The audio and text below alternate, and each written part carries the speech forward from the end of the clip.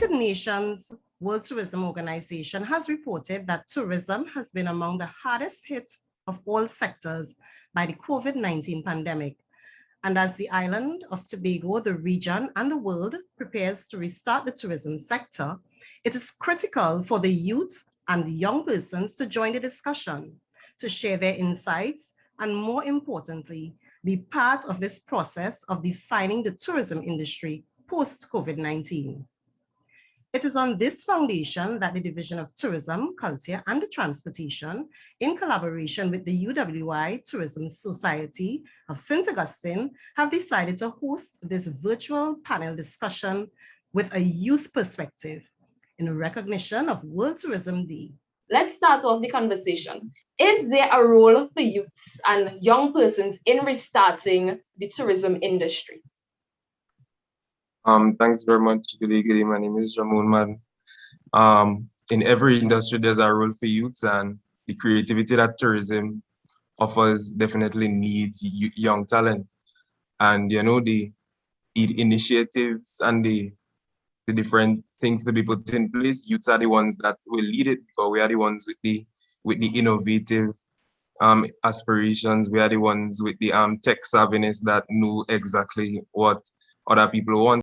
I just want to bring in Craig and Marissa because they have different experiences. So Craig, we're going to jump to you. How feasible do you see virtual tourism as the way forward for the industry? Thank you for the question. I really think that virtual tourism has a real chance at, transforming the tourism and hospitality industry as a whole, giving people that virtual experience that Jamon was talking about. I think would be a great way to capture people's attention. It would be a great way to, encourage them to travel. So I feel like it can be a good turnaround for the tourism industry as a whole, and definitely anybody who's trying to make a stake in the virtual tourism space.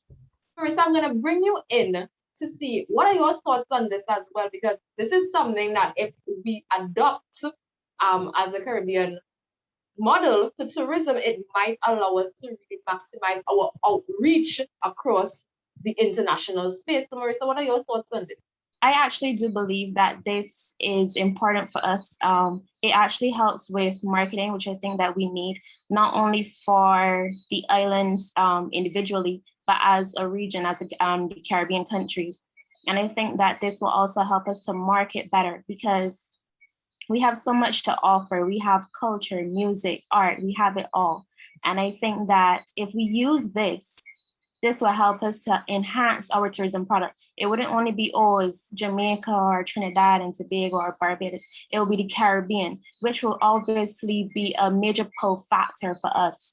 I would like to say, I'd like to thank the Division of Tourism, Culture and Transportation, as well as the collaboration that was done with the University of the West Indies St. Augustine Tourism Society for allowing us this opportunity to discuss the importance and highlight and provide sustainable solutions for youth inclusivity towards promoting growth, as well as highlighting ways that we could rebuild, recover, and restore the tourism industry and economy given the impacts of COVID-19.